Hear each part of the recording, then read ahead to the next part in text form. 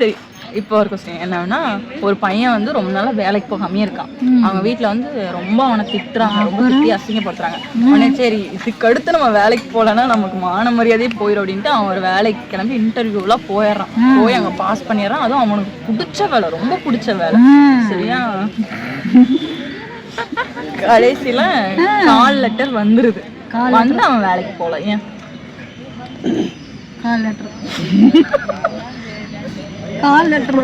கால் வந்துச்சா லெட்டர் வந்துச்சா? கால் வந்து எனக்கு லெட்டர் வந்திருக்குது. கால் லெட்டர் அதானே, கால் வந்துச்சா லெட்டர் வந்துச்சா? கால் லெட்டர் அது என்ன நீங்க தனித்தனியா பிரிச்சு கேக்குறீங்க? நான் அதாவது நான் கேள்வி கேட்பேன், நீங்க பதில் சொல்லணும். திருப்பி அதுல இருந்து ஒரு கேள்வி தெரிஞ்சா சொல்ல மாட்டோமா? கால் அதான் நாங்க உங்ககிட்ட கேக்குறோம் தெளிவா. கால் வந்துச்சா லெட்டர் வந்துச்சா? எனக்கு கேக்குற பாத்தியா, என்னை நாங்களே செருப்பால் அடிச்சு பண்ணோம். அப்புறம் இன்னொன்னு என்னன்னா, ஒண்ணு வாங்கிட்டு வந்து திங்கறக்கு இல்லாம கேள்வியா கேட்டு கொள்றையே.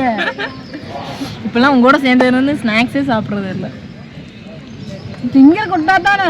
ஏன் உங்களுக்கு அறிவு அதுதான் இல்லையே. ஏண்டி இந்த கார்மெண்ட்ஸ்ல வந்து உட்காந்துருக்கோம்.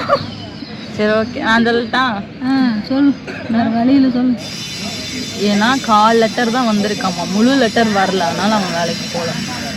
இந்த செருப்பாலையே அடிச்சுக்கணும். அது உன் காலில் இருக்கிறது.